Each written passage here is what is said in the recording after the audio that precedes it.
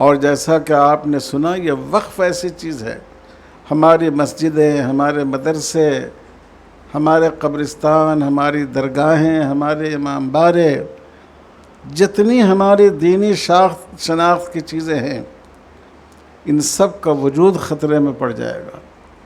اس لیے میرے بھائیوں، یاد رکھیے کہ یہ ہمارے لیے موت و زیست کا مسئلہ ہے، یہ ہمارے لیے زندگی اور موت کا مسئلہ ہے، اور ہر قیمت پر ہمیں اوقاف کی حفاظت کرنی ہے، اور اس کے لیے جو بھی قربانی دینی پڑے اور جہاں تک جانا پڑے، جیسا all India Muslim personal law board فیصلہ کرے اس کے مطابق وہاں تک آپ کو جانا ہے۔ انشاءاللہ سب لوگ اس پر عمل کریں گے انشاءاللہ۔ اعوذ باللہ من الشیطان الرجیم۔ وَلَنَبْلُوَنَّكُمْ بِشَيْءٍ مِّنَ الْخَوْفِ وَالْجُوعِ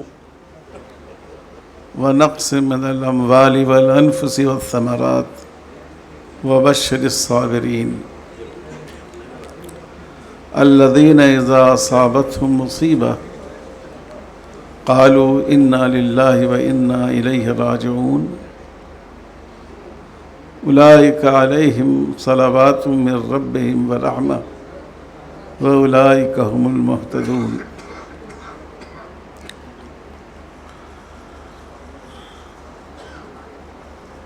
حضرت مولانا شاہ فضل الرحیم صاحب مجددی، بورڈ کے معزز جنرل سیکریٹری،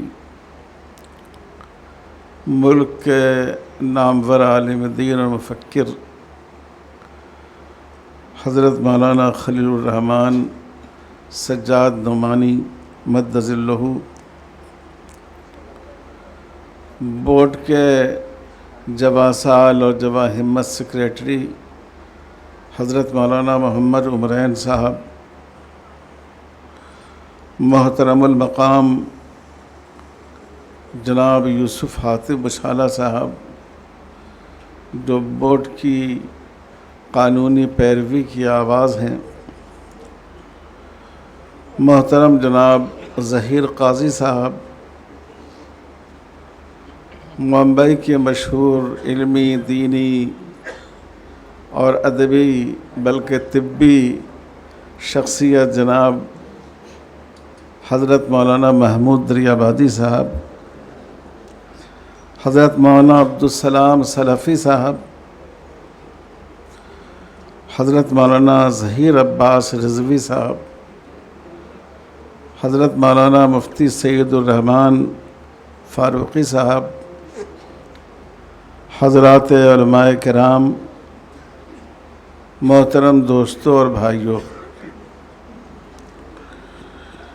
جیسا کہ آپ حضرات نے سنا، اتفاق سے پچھلے ایک ہفتے سے میری طبیعت اچھی خاصی متاثر ہے، لیکن اس موضوع کی اہمیت، بمبئی کی تاریخی حیثیت اور آپ حضرات کی محبت ہم سب کو یہاں کھینچ لائی۔ قانون شریعت کے تحفظ میں اور مسلم پرسنل لاء کی تحریک میں اس شہر کا بہت اہم رول ہے۔ اسی شہر سے 1920 میں خلافت تحریک شروع ہوئی تھی۔ اسی شہر میں ایک طرح سے جمعیت علماء ہند کی خشت اول رکھی گئی تھی، اس کی تحریک کی گئی تھی، اور یہیں all India Muslim personal law board کی تشکیل کا نقشہ بنا 1972 میں۔ اسی لیے یہ شہر اور یہ ریاست قانون شریعت کے تحفظ کے کام میں ماشاءاللہ یہ قافلے کا حصہ نہیں رہا ہے، بلکہ اس نے قافلہ سالاری کی ہے۔ آپ نے سنا UCC کے وقت میں بھی سب سے زیادہ ای میل مہاراشٹر سے گئے، ابھی جو مسئلہ وقف ترمیمی بل کا ہے، اس میں بھی سب سے زیادہ جو میل گئے وہ مہاراشٹر سے گئے۔ بورڈ کی ایک اہم تحریک دارالقضاء کا نظام ہے۔ بورڈ کے سب سے زیادہ دارالقضاء مہاراشٹر میں قائم ہے۔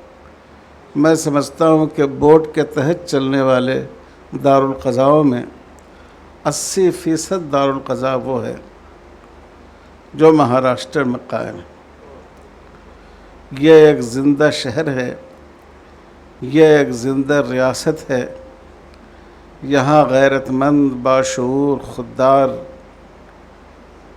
اور دین کے لیے آگے بڑھنے والے باشعور افراد رہتے ہیں، اور جو بھی کوششیں اس سلسلے میں ہوں گی، ہم سب کو اس بات کا یقین ہے کہ اس قافلے میں مہاراشٹر کے علماء اور معززین کا قدم سب سے آگے ہوگا۔ اللہ تعالیٰ اس میں خوب برکت عطا فرمائے۔ وقف کے سلسلے میں زیادہ سے زیادہ جو بات کہی جا سکتی تھی وہ سب تقریباً آ چکی ہے۔ میں صرف ایک بات آپ سے عرض کروں، ہمارے بعض دوستوں نے اس کی طرف اشارہ بھی کیا کہ ہمارے ہاں وقف کسی کو کسی چیز کا مالک بنا دینا صرف یہ نہیں ہے۔ آپ کسی کو تحفہ دے دیتے ہیں، آپ کسی کو ہدیہ دے دیتے ہیں، یہ نہیں ہے۔ وقف ایک عبادت ہے، اور عبادت بھی کس شان کی ہے؟ ایک عبادت وہ ہے جو ایک دفعہ میں ادا ہو جاتی ہے اور اس کا ثواب وہیں تک محدود رہتا ہے۔ آپ نے نماز پڑھی، نماز کا ثواب آپ کو حاصل ہو گیا۔ آپ نے زکوٰۃ دی، زکوٰۃ کا ثواب آپ کو حاصل ہو گیا۔ کسی مسلمان کی ضرورت پوری ہو گئی۔ وقف جو ہے یہ عبادت جاریہ ہے، ایسی عبادت جس کا نفع لوگوں کو پہنچتا رہتا ہے اور جس کا ثواب ہمیشہ وقف کرنے والوں کو پہنچتا رہتا ہے۔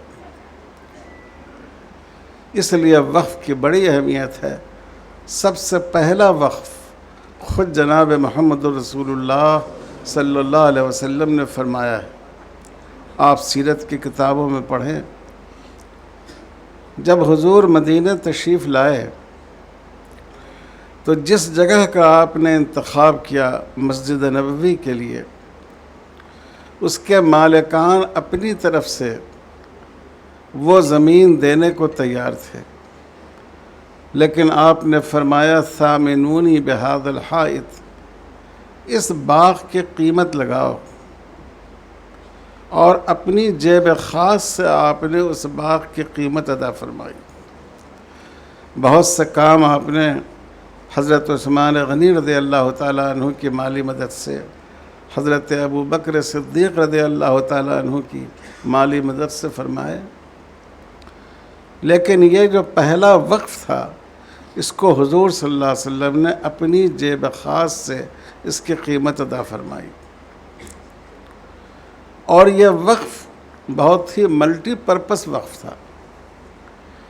اسی مسجد نبوی میں نماز بھی ہوتی تھی، اسی مسجد نبوی میں تعلیم بھی ہوتی تھی، اسی مسجد نبوی میں مہمانوں اور مسافروں کو ٹھہرایا بھی جاتا تھا۔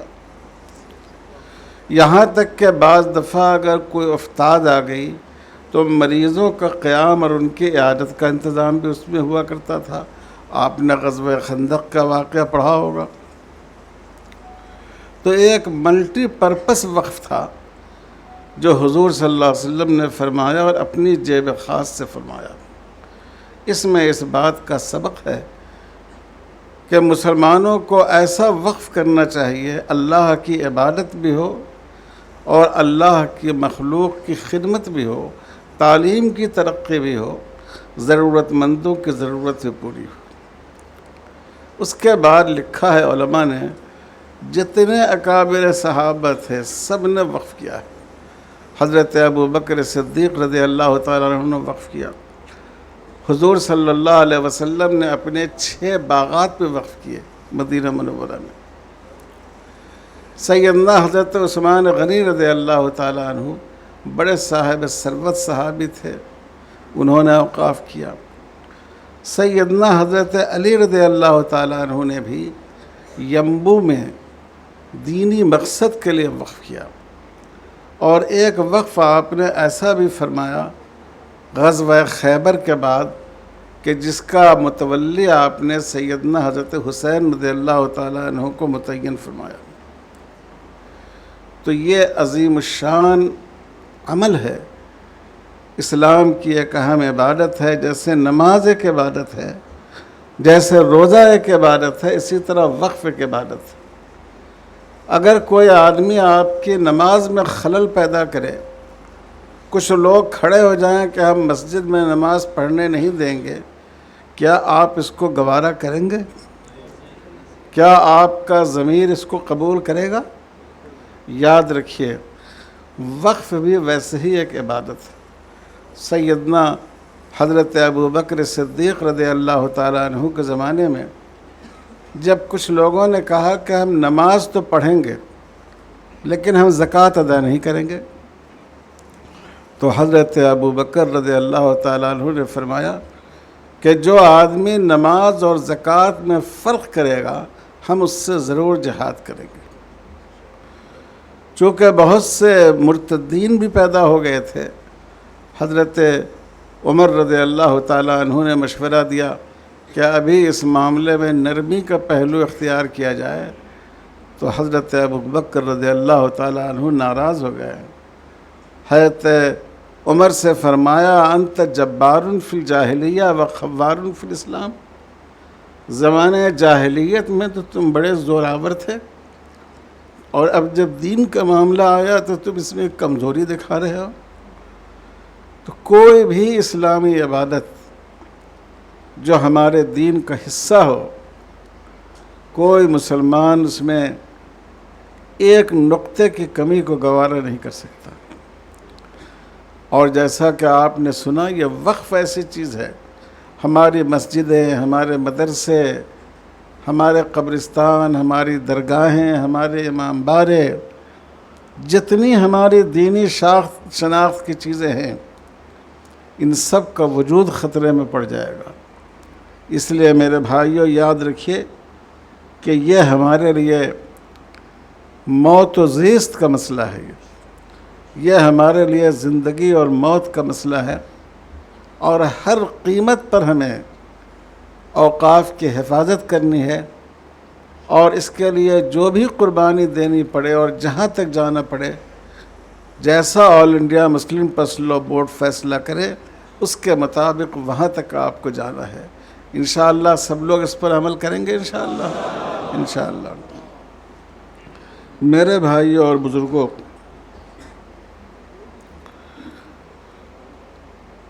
کچھ ہمیں اپنا جائزہ بھی لینا چاہیے۔ وقف کی حفاظت کا ہمارا 2 رخ ہونا چاہیے۔ ایک رخ تو یہ ہے کہ حکومت سے ہماری لڑائی ہے، ہم یہ لڑائی لڑیں گے۔ یہ ہندو مسلم لڑائی نہیں ہے، یہ ظالموں اور مظلوموں کی لڑائی ہے، یہ انصاف کی لڑائی، یہ ہم انصاف کی لڑائی لڑ رہے ہیں۔ اگر آج مسلمانوں کے اوقاف پر انہوں نے قبضہ کر لیا تو اس بات کا بہت اندیشہ ہے کہ جو کل ہمارے ہندو بھائی ہیں ان کے مٹھوں اور ان کی مذہبی جائیدادیں بھی یہ جو بڑے بڑے امبانی اور اڈانی ہیں ان کے ہاتھوں فروخت کر دی جائے۔ اس لیے یہ صرف مسلمان اپنی حفاظت نہیں کر رہے ہیں، اس ملک میں دھارمک اور مذہبی قدروں کی حفاظت کر رہے ہیں۔ یہی تصور ہمیں لوگوں کے سامنے پیش کرنا چاہیے۔ لیکن میں یہ عرض کر رہا ہوں کہ حفاظت کا ایک دوسرا پہلو بھی ہے۔ کم سے کم اب ہم کو جاگ جانا چاہیے۔ ہم جب مسجدیں تعمیر کریں تو ہم باضابطہ اس زمین کے ڈاکومنٹ حاصل کریں۔ ہم قانونی جو تقاضے ہیں ان قانونی تقاضوں کو پورا کر کے اپنی عبادت گاہ بنائیں، قانونی تقاضوں کو پورا کر کے ہم اپنی مسجدیں بنائیں، مدرسے بنائیں۔ یہ بھی وقف کی حفاظت میں شامل ہے۔ کتنے قبرستان ملک بھر میں کھلے ہوئے ہیں، ناجائز قبضے ہو رہے ہیں، جانور چل رہا ہے، مردوں کی قبرستانوں کی قبروں کی بے حرمتی ہو رہی ہے۔ اولین کوشش ہماری ہونی چاہیے کہ ہماری جتنی وقف کی کھلی جائیدادیں ہیں، قبرستانوں کی یا مسجد کی، مسجد کے مصالح کے لیے ہے، ہم خود اس کی حصار بندی کرائیں، ہم اس کی حفاظت کا سامان کریں، ورنہ ہماری مشکلات خدا نخواستہ بڑھتی چلی جائیں گی۔ جو ہو چکا اس کی لڑائی تو ہم لڑ رہے ہیں، جو چیز اب تک وقف کے طور پر استعمال ہوتی آئی ہے اس کو وقف بائی یوزر تسلیم کیا جانا چاہیے۔ لیکن آئندہ ہم کیا کریں؟ یہ بھی بہت اہم بات ہے کہ جہاں ہم اتنے سارے پیسے مسجد کی تعمیر پر خرچ کرتے ہیں، زمینوں کے لینے پر خرچ کرتے ہیں، تھوڑے سے پیسے جو اس کے قانونی تقاضے ہیں ان کی تکمیل پر بھی ہم خرچ کریں، تاکہ اس میں کسی کو انگلی رکھنے کا اور ہم پر اور آپ پر انگلی اٹھانے کا موقع نہیں ملے۔ یہ بھی میرے بھائیوں اور بزرگوں وقف کی حفاظت ہی کا ایک حصہ ہے۔